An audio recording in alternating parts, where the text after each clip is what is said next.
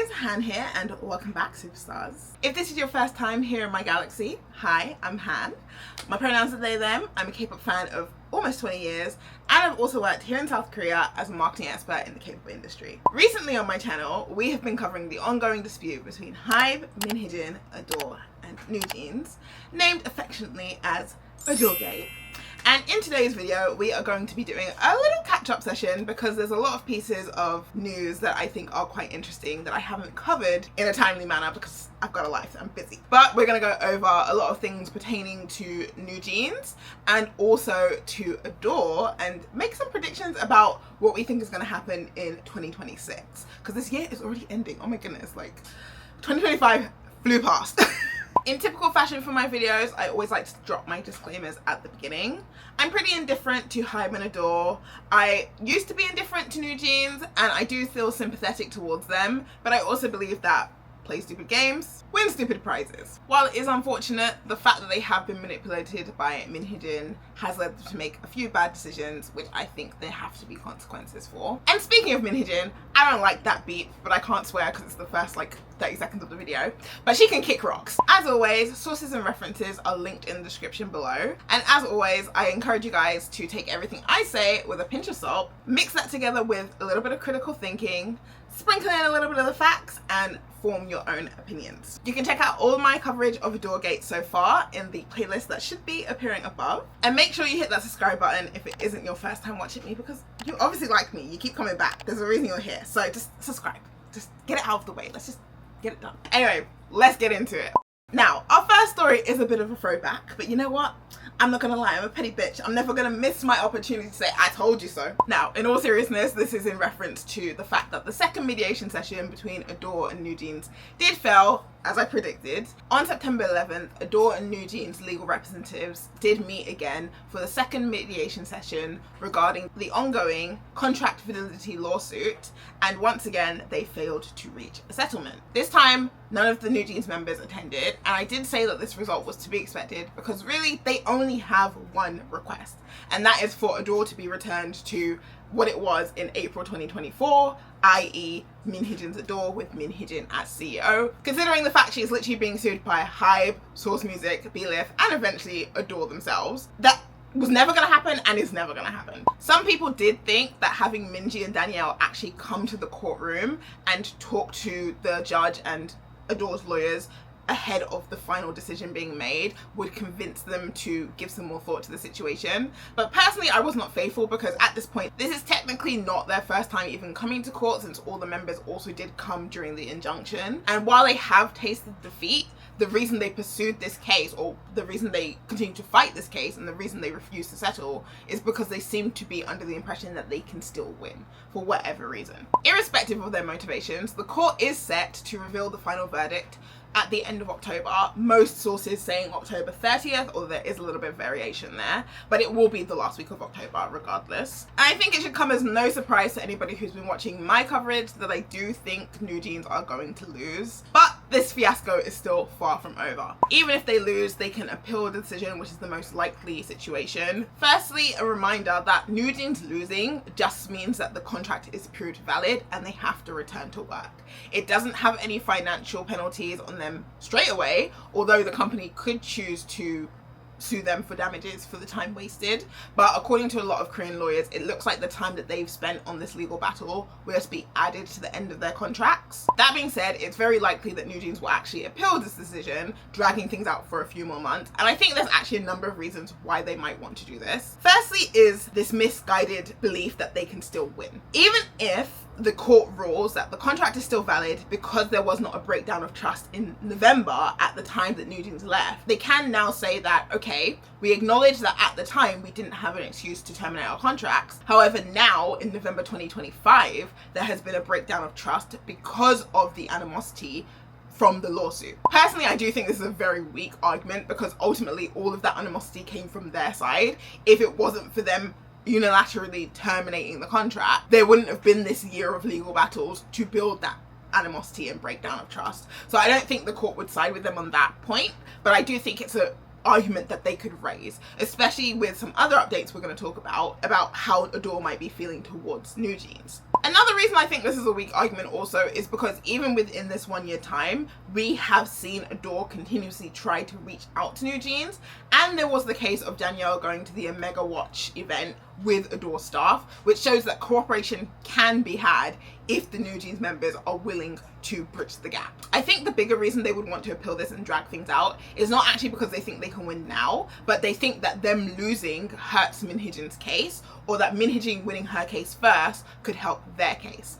Again, I think this is very misguided. The judge has already said that Hee-Jin cannot be your reason for terminating. So regardless of what happens in her case, I don't think that is going to give NewJeans any ammunition, but they seem to be under that impression. And then of course there is the final reason, which is more so a conspiracy and not something I personally believe that deeply, but some people do think they're intentionally trying to drag this drama out till next year because BTS is supposed to come back in March, and if they can overlap or crowd the media waves with NewJeans news at that time, it could have like a negative effect on the stock market, or it could give Hybe some bad press, which might make the comeback look not as impressive or not as impactful.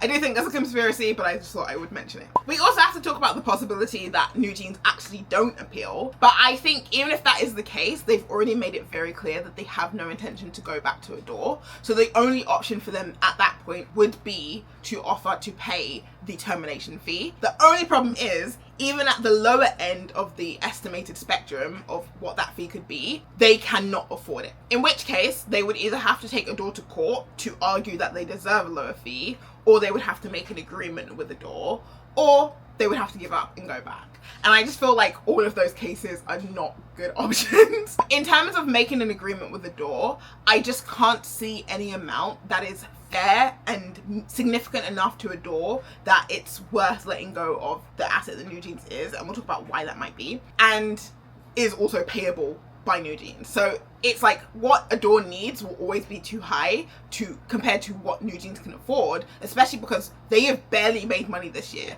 They will still be getting residuals and royalties from their music, but they haven't actively been doing activities, so they would have made less than what they made in 2023, which was still about 26 billion won, whereas the minimum penalty is expected to be about 320 billion won. The only hope for NewJeans at the moment is that ADOR side have actually said that they think it will be easier to reach a settlement after the verdict comes out, but I still don't see that being an agreement where NewJeans can leave and they're completely untied from ADOR. It's either going to be that they can leave, but for the next however many years it takes them to pay agreed amount, they will have to be sending a portion of their income directly to ADOR, although I feel like that requires a lot of trust and would require like frequent audits to make sure they're upholding their end of the deal and actually reporting their real earnings, and it's also contingent on them actually being able to earn money once they've left. So I feel like that's a lot of risk for ADOR that is just not necessary when they already have the legal premise of you are our artist, we sign a contract, you have to work. What I see being more likely is that they will rework the existing contract. They will probably keep the term the same, i.e. including the extra time added from the legal case. It will still be the 7 years. They might give the girls more input on what they do, because although we know this is not the true reason that NewJeans have left, they have said that, oh, we feel we haven't had creative liberty in Hybe of all companies. That's crazy, but I feel like they would say, okay, we're going to give you guys more decision-making power about the kind of activities you do. They have somewhat said that, oh, we worry about being able to keep our identity and our brand, so having them approve things at every stage would put them as part of the creative process and make sure that they are satisfied with how they are being portrayed and that their brand is true to what they think it is, even though they've never actually been involved in branding before, but I digress. And then on the flip side of that, ADOR will obviously add a lot of clauses that forbid them from communicating with people who might be like parties of interest in a negative way, i.e. Hee-Jin and other co-conspirators. I could also see them saying like, no social media, that's going to be a big one. Not having the ability to post things publicly without it going through a staff member first to avoid public outbursts, such as the September 11th live stream. I feel like it will be extremely restrictive and it will limit NewJeans public speaking to either this is company approved or we just don't say anything, which is quite sad because that does take us back. Like, I do come from the time as an OG K-pop fan where idols didn't have social media, or especially Instagram. Like, idols didn't have Instagram. I'm pretty sure I remember the time before V Live as well. And mind you, even then, it used to be that when you were doing a V Live, and a manager or a staff member would be sat in the room watching you from behind the camera, telling you like, don't say that, okay, that's okay, like things like that. Whereas these days, idols are a lot more free. They usually have their personal social media account alongside the group Twitter account, which seems to be the main one that people still use for some reason. And obviously with like Weverse and Bubble and all those kind of things, people can express things more openly. We've also seen that the more established an artist is, the more freely they speak, which was not really the norm in like second generation, third generation. I mean, you always had idols like Hee-Jin who just didn't give a fuck, but it definitely wasn't the standard where idols would be so outspoken like they are today.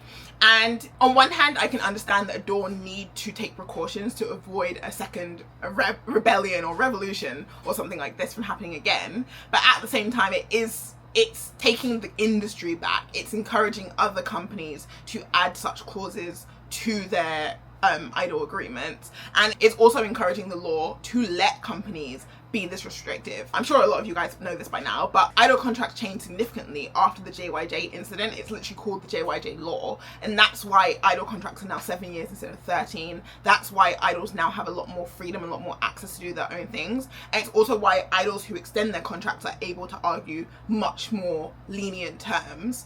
And now the industry have a premise, they have 50-50 as well, to say, look, this is what happens when we give idols too much freedom. We need to work things back. I do think if this was going to happen anywhere, I'm glad that it happened in Hybe. As much as I know Hybe is not a perfect company, and I don't think they're beyond criticism, I would be hard pressed to say that there are many companies who care about their artists' well-being more than Hybe does. And that's not to say that they don't push them and they don't have the same crazy schedules, but I do believe Hybe actually puts a lot more care into like the mental well-being, the physical well-being of their idols compared to other companies in the industry. I do think it's like artist well-being is part of Hybe's ethos, so they're not going to abuse the powers that the law might give them.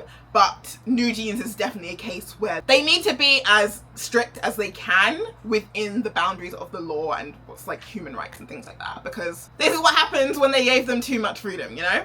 All of that being said, I just think that's very wishful thinking to think that there would ever be a world in which NewJeans peacefully return to ADOR and they make some sort of agreement and they agree to keep working together. Like, I just don't see any part of this ending in a settlement in terms of NewJeans will come back and ADOR will treat them differently. NewJeans have made it very clear that they have no intention to go back. I don't think mentally they can fathom going back. I don't think they would be able to handle it if they did. And honestly, although ADOR still has a point to prove, I do wonder if they actually want the girls back anymore at this point, because I still don't think that NewJeans have lost their value completely. They do have a portion of fans who have said, guys, once we lose, we lose. We go back to the company, let's at least have music, let's at least have concerts. And as long as they have fans, they have earning potential. That is a fact. There's also the general public who don't care and will listen to anything that is playing on the radio, will listen to watch anything that's on TV.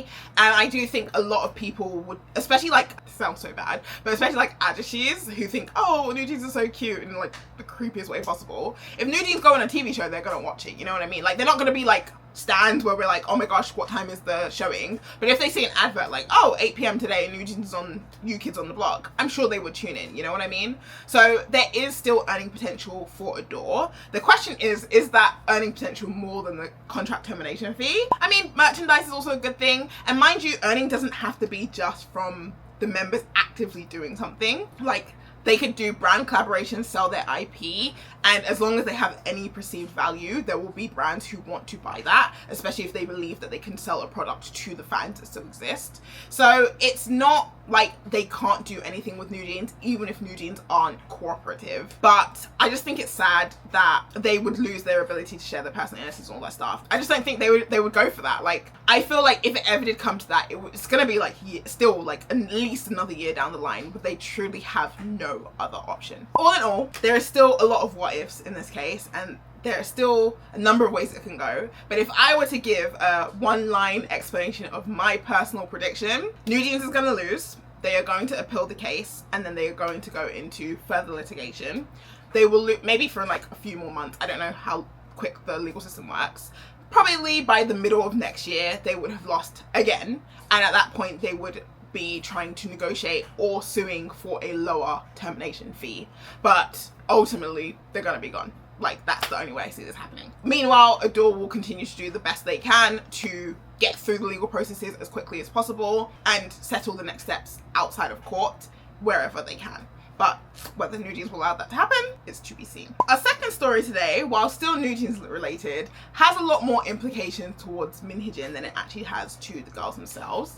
And this is the revelation of the supposed 6th member of NewJeans, Hee-Jin, an ex-trainee who was supposed to be one of the 2 discarded members of the original NewJeans lineup. So, for those who don't remember, we know that when NewJeans was still being managed by Source Music, they were originally a 7-member girl group. One of the members who was discarded is believed to be Yongseo from All Day Project, and the other member actually made it as far as being transferred to ADOR, but later was whittled out when they decided to debut NewJeans as a 5-member group. So Hee-Jin would have kicked her out. And not too long ago, we seem to have found who that mystery member was. A young woman named Hee-Jin. And I just have to point this out, but could you imagine having Hee-Jin, Hee-Jin, and Hee-Jin in the same group? They needed to do something about the names. Anyway, I digress. Hee-Jin being revealed as the 6th or missing member of NewJeans is not why the story is so interesting or why it has implications. It's more so the way she was treated as a trainee and how she was kicked out of the group that makes her story interesting.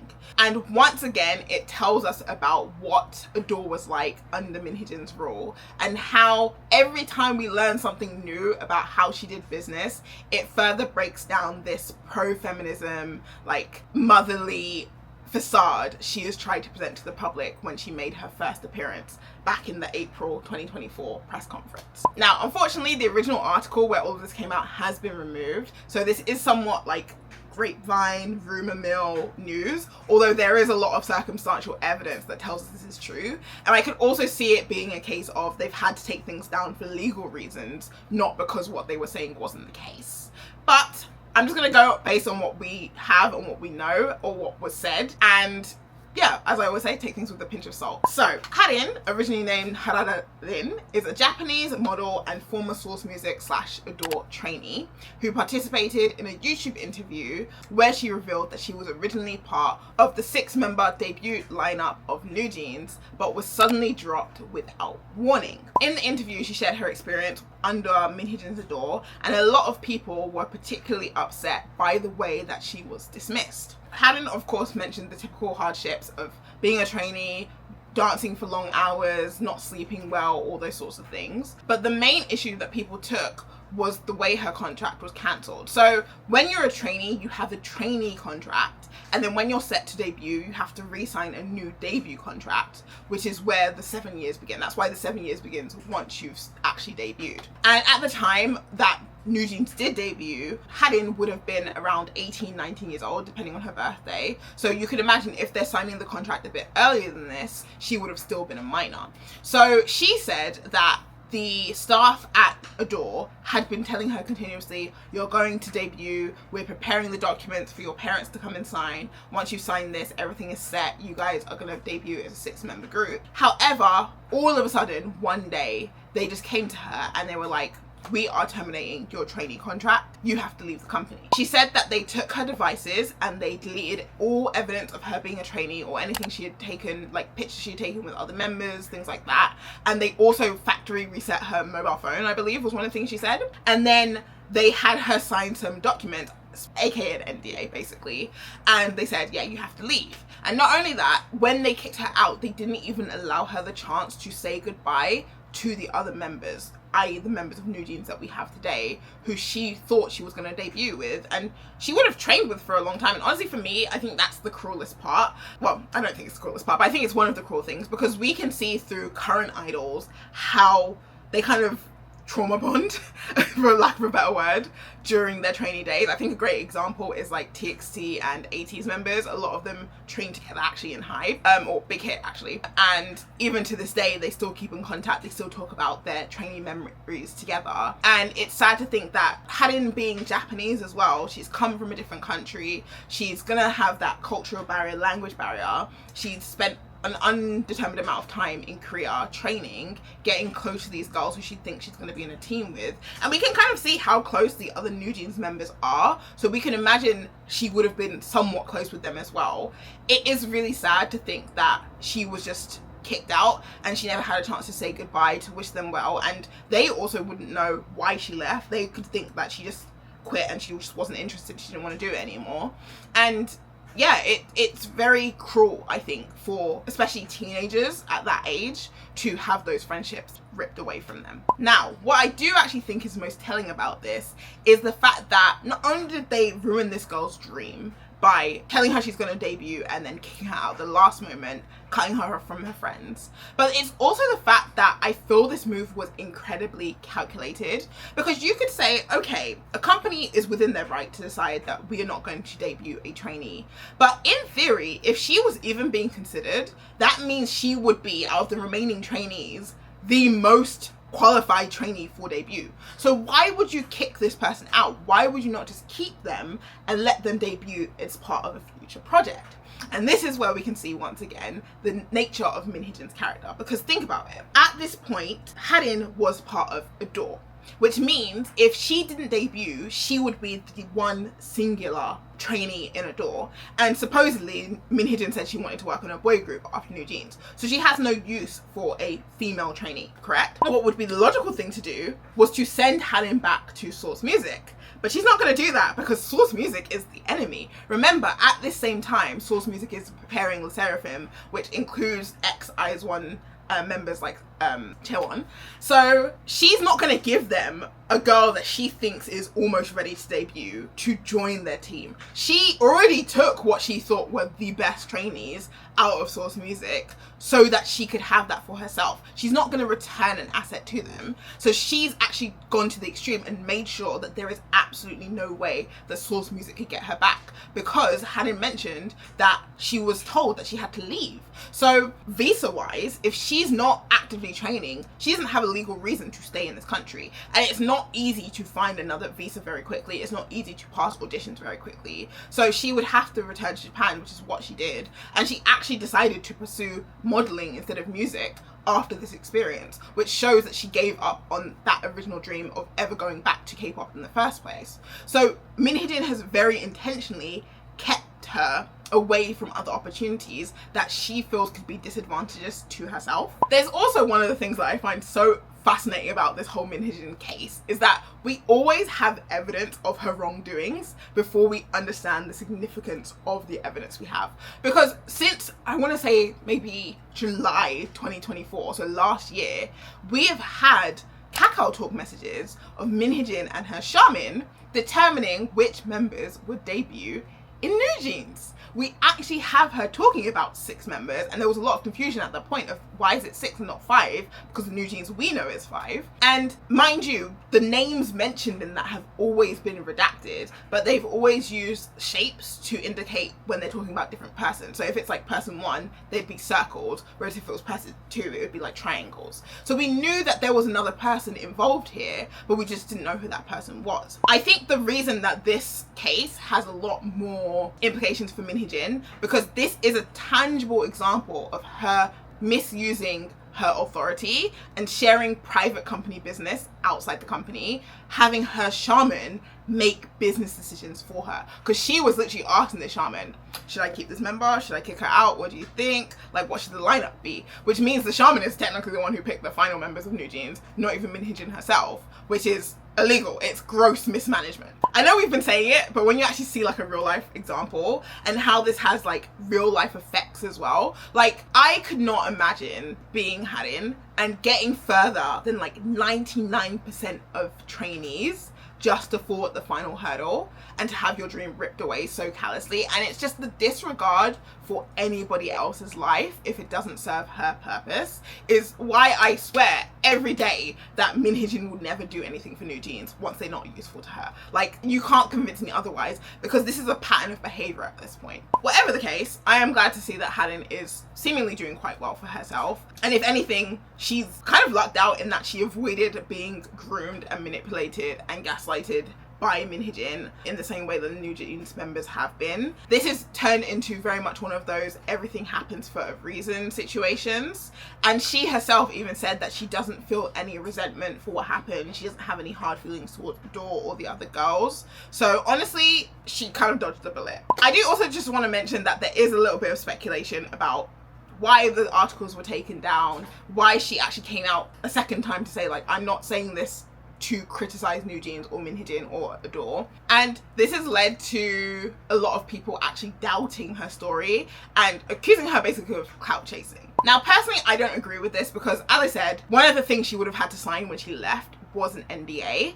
And I think when she made her original statements, might not have realized, because she's also still very young, mind you, she might not have realized just how far things would go, how big this would blow up, and she might be trying to backtrack things she said so that she doesn't open herself up to litigation. I don't think ADOR presently would ever go after her because ultimately it's none of their business, it doesn't make a difference for them, but Hee-Jin has been known to attack any cash cow she sees, and she will try and squeeze money from wherever she can find it. I don't know how that would work legally because she's not technically involved with ADOR, and she would have signed the contract with ADOR or the NDA with ADOR, but I don't put anything past Hee-Jin. Also, I don't think this is a clout chasing thing because, I mean, yes, NewJeans are a big story, so talking about that and mentioning that she was part of that could potentially bring a lot of eyes to her, but it still requires her to put out something that people actually want to support her with. Like, she still has to be a good actress or model or whatever she's doing, right? So I don't think it's like the best publicity move, and from what I've seen, it hasn't really made a difference, which of course you couldn't know that, hindsight is 2020,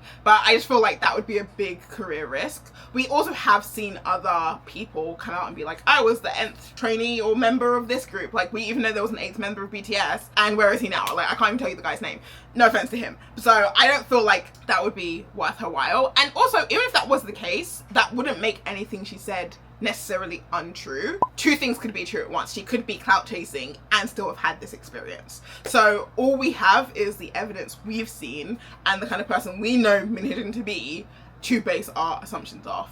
But yeah, I just wanted to cover it and let you guys know this happened because I thought it was interesting.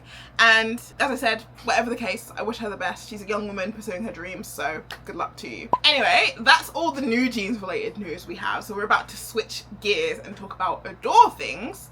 But before that, it's time for a kitty intermission. This is your chance to go fill up your snacks, refill your drinks, run to the loo, and for the rest of you, you can hit that like button, hit the subscribe button, because you've watched this far, clearly you're enjoying the video, and something like 70% of you guys are not subscribed, which is actually just rude. But in all seriousness, it would mean the world to me if you would consider subscribing, as I'm trying to grow my channel. And it's also totally free for you to become a superstar, although you can become a supernova by joining my channel membership. Becoming a channel member would give you early access to my second channel content and a private space for you to kiki with me and Oggy. I haven't been the best at uploading membership content recently, but I have got a few ideas of things that I want to do moving forward. So for my existing members, thank you guys, I love you and look forward to it. Anyway, it's about time for us to wrap up our intermission. So if you're in the bathroom, you need to be back in 5, 4, 3, 2, 1. Let's go. Now, this one is admittedly very old news, but it's something we've never personally spoke about. And you know, one thing we love to do on this channel is talk about the implications of things, right? And that is the ADOR website update. So context, you can go to most K-pop company websites, and if you go, you'll be able to see like the about, the list of existing artists, and then a page that says audition, where you can submit a tape to audition for that company. And even with all the NewJeans stuff that has been going on, ADOR has already been taking steps to set themselves up for the future. They still have to function as a company at the end of the day. So back in June 2025, they did actually open the ADOR Global Boys Global Audition rather, and that audition wrapped up just a few days prior to them updating their website on August 11th. Now, in regards to the audition, they said that the people who had passed the first round would be contacted to come to Korea for their in-person auditions. I don't know if the company would support that. Usually they do. I've auditioned before, and my friend did actually pass the audition, and they did say that they would cover the cost to bring her to Korea to participate in the audition show. That's a story I'll tell another time. But case by case, right? I'm sure a company as big as Hype can afford to fly a few people over. But whatever the case, they said that the first round is finished and they're moving on to the next round, which means that ADOR is making progress. But what was more interesting and more shocking to a lot of people was that they removed every mention of NewJeans. Everything. As I said, normally on a company page, you would see the about section, which talks about how the company was established, which mind you means they also removed any mention of Hee-Jin, but they also completely removed the artist page. There is nothing on that website that indicates that NewJeans were ever involved with them. And this is something that I don't think I've ever seen before. So timeline wise, this is bang in the middle of the ongoing contract validity case, right? And a big part of ADOR's argument is that we are preparing for NewJeans to come back. We have no hard feelings towards them. We want them to continue their activities, etc, etc, etc. But I feel like this update gives a very different message. Some people did see them removing NewJeans and updating the website as a sign of defeat, saying that we know NewJeans is not going to come back. We've given up on them coming back, so we're just going to remove any trace of them and continue. But personally, I actually see it as like a strategic declaration of stability. If we look at this from a business standpoint, one of the biggest risks to ADOR, and the reason they put this much effort into bringing NewJeans back, is because NewJeans is their only artist, aka their only asset. And while it's very unlikely that they will lose the case against NewJeans, on the off chance that it did happen and they lost their only asset, it would tank the value of the company. It would put the staff's jobs at jeopardy, and for the grand scheme of the business side of things, it would drag down Hive stock price, right? But ADOR showing that they're stable even without NewJeans actually gives shareholders and investors, like private investors, confidence that losing NewJeans would not be detrimental to the company, because look, we've already got all this other stuff set up that we're working on. And mind you, remember, even if they do win this case, there is still the chance that they lose NewJeans, in that NewJeans agree to pay the termination fee, and they still don't have an asset, although they do have a shit ton of money instead. So not the worst case scenario. My point being is that I can see why this is actually a good move for them, because it shows that we are moving forward regardless of what happens with this NewJeans case. We have a future as a company and we're going to continue pushing towards that. So if you invest in us, you will see growth. On the flip side, this does send a weird message to the court, because you're saying you have no animosity, but erasing someone is a big deal. Like, I even think of, like, for example, like TVXQ and JYJ. If you go on TVXQ's Spotify, you can still listen to OT5 songs. Like, I still listen to OT5 songs. As of yet, ADOR does still own NewJeans IP, and even if they left the company, they would still have access to some of those things. Again, on TVXQ Spotify, some of the album covers are still all 5 members' faces, all 5 of them are on there, because that's the rights owned by the company as well, the label. I think it's very extreme. Even with how everything has turned out, NewJeans was, for all intents and purposes, a very successful group. It's a portfolio piece. So for ADOR to take them out is it's unnecessary, I think is the way to put it. I also think, like, it goes against the argument of we have no animosity, because, like, imagine you and your ex broke up, right? You and your partner broke up, so now they're your ex, and they go and delete every picture of the two of you together on their Instagram or something, erase every trace of the fact that you guys were together, and then they come to you and they're like, oh, actually, you know what, let's start dating again.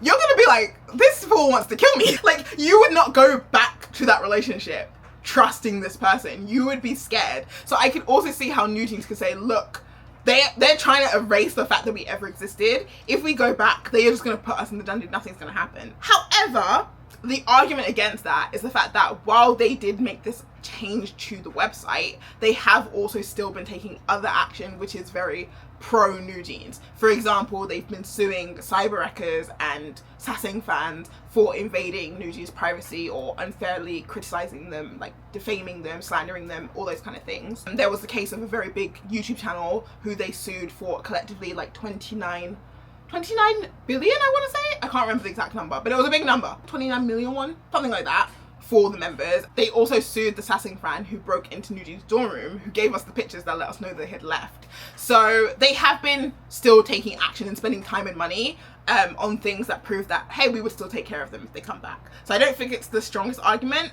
but it's just interesting that they've done that. I just think it's very interesting as well that if you were to go to the website now, and mind you, it's still like that, like since they changed it a few months ago, it's still exactly the same. It looks almost like it's not even a labels website, it's an audition site. Like if you did not know who ADOR were and you just went into that website, you would never think this is a label. So I do think that is quite interesting, and maybe that's a direction they would want to take ADOR in the future. If they decide against actually like debuting a boy group through ADOR, they might actually make ADOR like the hub for auditions and then distribute the trainees to the different labels, which I think could actually be a really good idea. Who knows, that's just my speculation. But I just thought it was interesting that they've not made it look like a label website, they've made it look like an audition website. What I will say is that if I was NewJeans right now, I would be stressed. Like, I would feel a little bit panicked by this. As I said, there's the analogy of like, if your ex wanted you back after deleting every trace of you, there's a little bit of like perceived danger there. But also it's like a declaration that you don't matter. I'm not gonna lie, I've got an ego too. That would hurt. Like I said, ADOR could very easily keep NewJeans on their website as like a portfolio piece. Look, this is an example of how popular groups that we've worked on can be, despite all the things that happened. But it's like, nah, you're not even worth that. Like, you're not even significant enough for us to leave you, like to be associated with you. If anything, not being associated with you is more to our benefit. It's a crazy statement.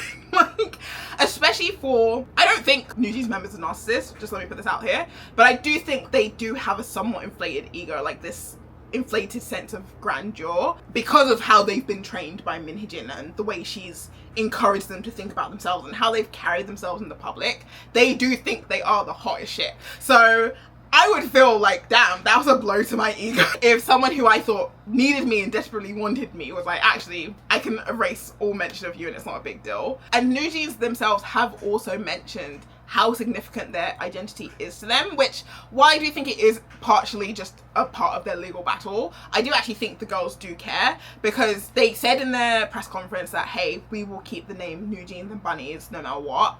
And then when they released their new name, they basically plagiarized their old name with NJZ, sort of NJS. They continue to refer to their fans as Bunnies, of course, as well. They've never just said our fans, they always say Bunnies. And also, as I mentioned, part of their legal argument has always been, we want to keep our same image, we want to keep our branding. So I do think they care about that identity and that name a little bit, and to just see it erased would also be a little painful. I know it's a very emotional point to make, and it doesn't actually have like very legal implications or anything, but I just think if I was NewJeans, that would be quite a blow to my mental state, honestly. I do also want to mention, before we move on to the last piece of news, that I do find it interesting that ADOR has done these additions to put together a boy group, and I wonder whatever happened to the boy group that Hee-Jin was supposedly working on. I actually personally am starting to wonder, did this boy group ever exist? And I say that because this is just a little bit like Han's conspiracy corner now. Hee-Jin tried to argue for her 30 times X evaluation, and if you haven't been following the story, you're not gonna understand what I'm saying, but I'm sorry, too bad. Go and do the pre-reading. We've been through this a million times. She said that she wanted her 30X evaluation because she was launching this new boy group, supposedly in November 2024, and that would be just before she would leave the company, so she would never ever get to benefit from the profits that this boy group that she knew was going to be successful would make. But obviously it's been a year since then, and there is no mention of this boy group. The fact that they're even doing auditions implies that there may not even be trainees. And to her credit, I guess, I could see that if I was a trainee in ADOR under Hee-Jin and all of this shit happened, I don't know if I'd want to stay there either. I could totally understand if they were like, there's something funky around here, I need to get out of here. And because of that, the original team that she had planned fell apart. But I also feel, because she did leave in November, at the end of November, mind you, if they had a team who was supposed to debut in November, we can also use Islet as a great example here. The planning for that would have happened so much earlier. Islet's debut documentation was done in July 2023, and they debuted in early 2024. So that's more than 6 months later.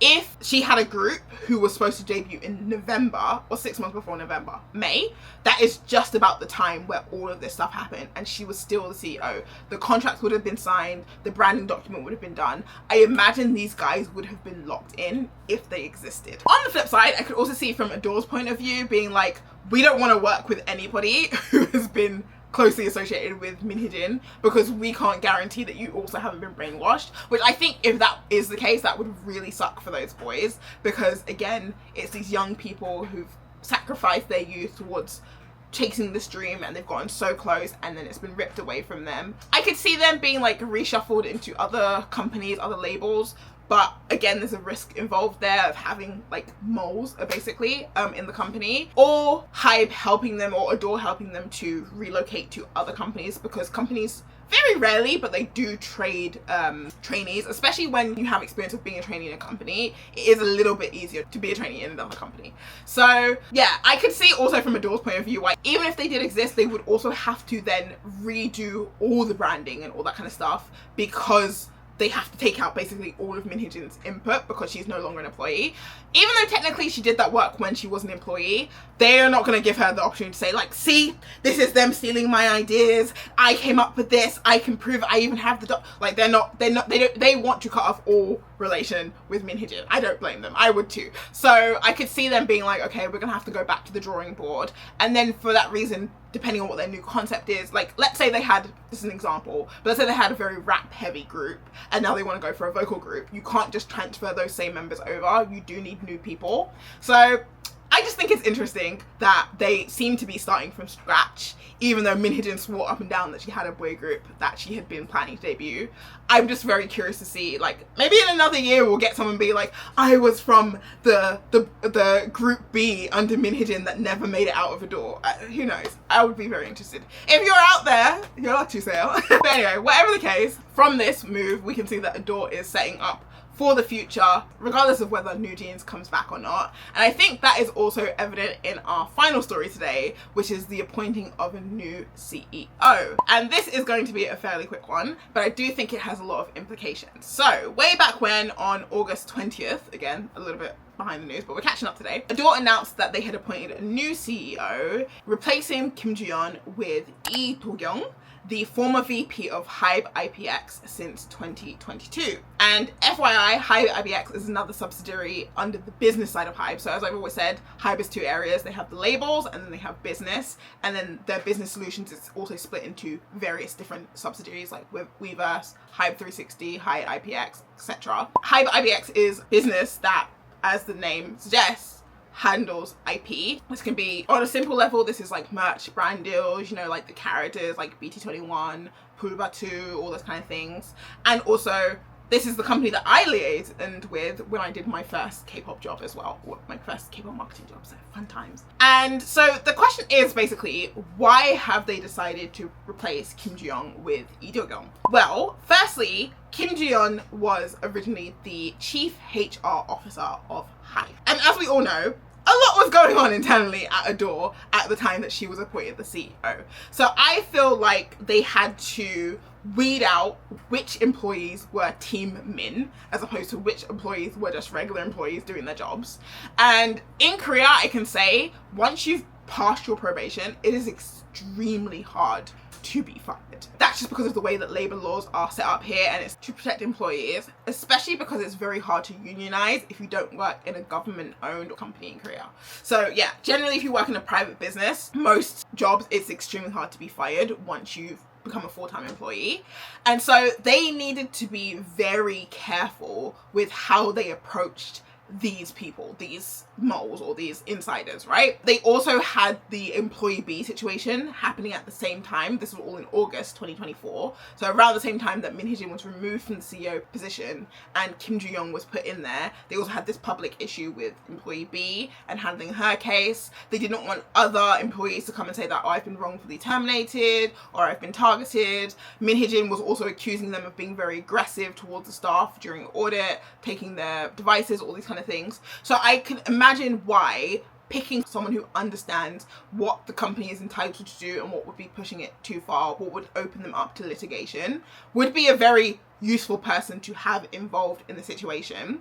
I also think it ended up being great for Hybe that she was the CEO when NewJeans decided to leave too, because again, this is another thing of like public relations. Public relations isn't necessarily just HR's job, but it is very closely related with HR as well. And for all intents and purposes, NewJeans is a business partner as well as kind of employees, but not really, and that kind of stuff as well. So having someone, again, human resources, someone who knows how to deal with that kind of stuff is very important. But the reality is her job is done now. The case is wrapping up. She's made all the public statements she needs to say. And really what ADOR needs to be focusing on now is not what's happened in the past. They need to be focusing on the future. I feel like she would have already reassured the staff who are left and weeded out the bad apples, if you will, and they would have set up contingency plans for what happens if NewJeans does come back soon, what happens if NewJeans come back later, what happens if NewJeans never comes back, and also then set up the groundwork for this boy group. They would have given a lot of care to the staff, reassuring them that they have job security and all this kind of stuff. So now what they have to start focusing on is what is the next step. And I think this is why Lee Do-kyung is like the perfect person to replace her with, because firstly, she's been in Hybe for a long time. She's actually been there since 2019, so she was actually a big hit employee, not a Hybe employee. And as I said, she was the vice president of Hybe IPX since 2022. And IP has actually been one of the big issues between ADOR and NewJeans in the courts. There was the issue with director Shin technically violating the IP agreement by posting NewJeans IP on his own personal channel without permission, and also technically violating the brand deal between NewJeans and Apple as well by making something that Apple was not happy with. NewJeans have also accused Hybe of unfair practices with brand deals being given to other groups like Islet and Le Seraphim, or their brand deals being copied and all this kind of stuff. So I think having someone who is well versed in IP, who can firstly explain this to the girls that that's not how it works, and also avoid these kind of situations happening again, is actually a very smart move. And then also, I will say that as K-pop fans, even if you don't realize it consciously, we also know how significant IP is to the profitability of K-pop idols because we experience it all the time. And I think this is probably a good idea to explain what is IP. So IP, intellectual property, is closely related to brand identity. When we define a group, we define them based on visuals, sounds, and values. I think a great example we can look at is Stray Kids.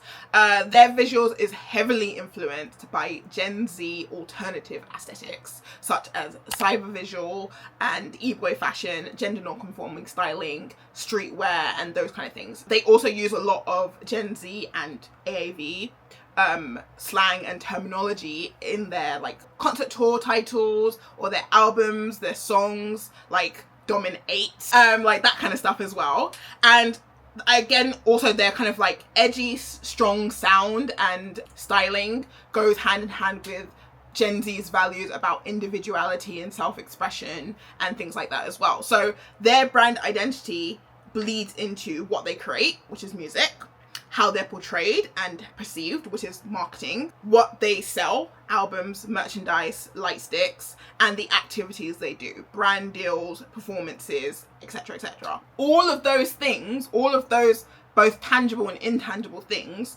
are IP. Everything that has the name Stray Kids on it or is connected to Stray Kids would be Stray Kids IP. And so all of those things are what Lee Do-kyung is used to managing. The line between IP and marketing is very, very thin. So I think it would be very likely that Lee Do-kyung either has experience in branding and marketing, or at least she would have worked very closely with people who do, and she'll understand how those sectors work. And I think that's going to be very important, again, for firstly developing this new boy group and giving them a distinct image that is easily recognizable, unique to them, and successful in today's market, but also in squeezing everything they can out of NewJeans when they get back.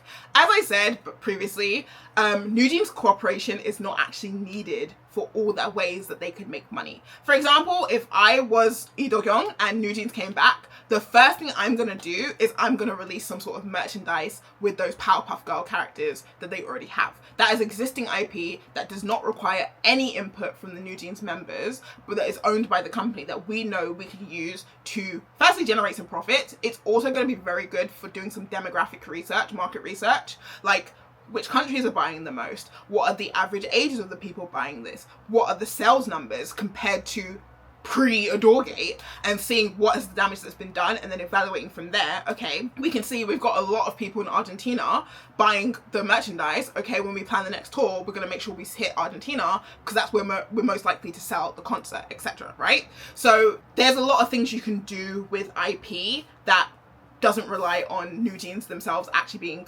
involved. And even if you wanted to get them involved, having them sit through the recording process and writing process of a whole album is a lot more difficult and takes a lot more time and has a lot more risk than having them do a one-day photo shoot holding this merchandise that you've made. You know what I mean?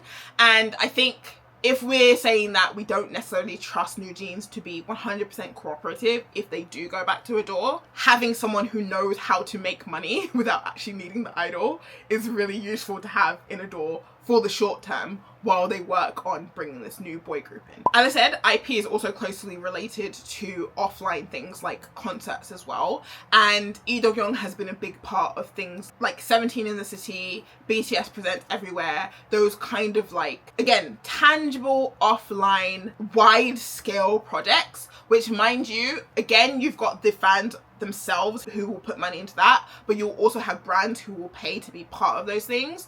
I remember right now Jin is the brand ambassador for Laneige. I don't know how to Laneige.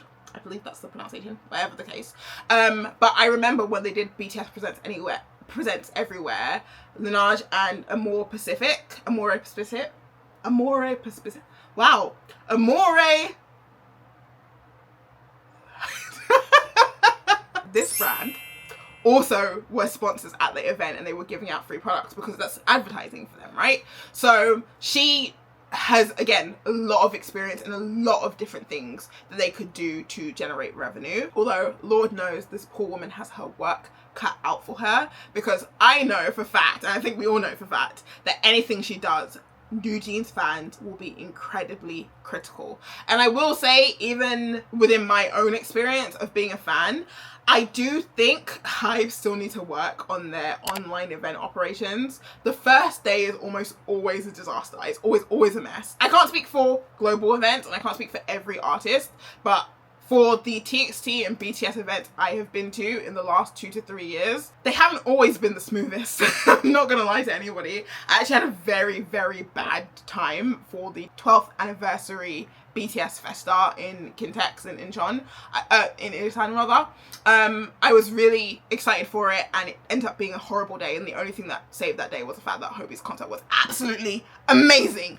Oh my gosh, one of the best concerts I've ever been to. But I don't know. So yeah, if there is any issue, I can see NewJeans fans being very quick to say, look, this is Hype not working, this is ADOR sabotaging NewJeans, they don't know what they're doing, this is why we need Hee-Jin, blah blah blah blah blah blah. So, and she did already get a bit of that originally back in August, September last year as well, 2024, because when Hee-Jin was removed from the CEO position, they did actually bring Lee Do-kyung in as kind of like a consultant to help with some of the branding and marketing as well. And people criticized her at that point as like, look, they're trying to pass over Hee-Jin's producer abilities or creative director abilities to this Lee Do-kyung person and basically leave Hee-Jin with nothing to do.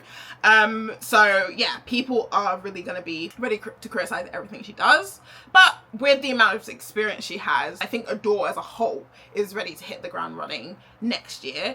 And as I've said, I'm very indifferent to Hive, I'm very indifferent to ADOR, but ultimately these companies doing well means the idols under them do well. They have better environments to grow, they can do more. So I do want the companies to do well so that the idols can do well. And regardless of what's happened before, if they are working on the new boy group, I do want that boy group to have a good environment to work in and under. So yeah, all the best of luck to Lee Do-kyung, and also a very sincere 수고하셨습니다 to Kim Ji-young, because I cannot imagine it was easy doing what she did for the last year. I hope they gave her compensation to last the next 3 generations of her family, and I hope she gets to take a break before either returning to her CHRO position or whatever she goes on to do next.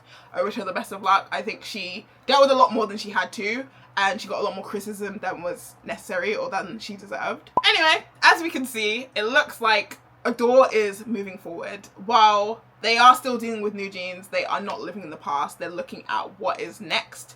And I'm actually a little bit excited. It's ironic that as someone who wasn't particularly like a fan, even within HYBE, I do consider myself like a HYBE casual listener, but I am very much a big hit stan. It's interesting to see how this has drawn in eyes from all over the industry. I was obviously a bit closer to HYBE to begin with, but I know a lot of you guys who watch this are not fans of HYBE artists.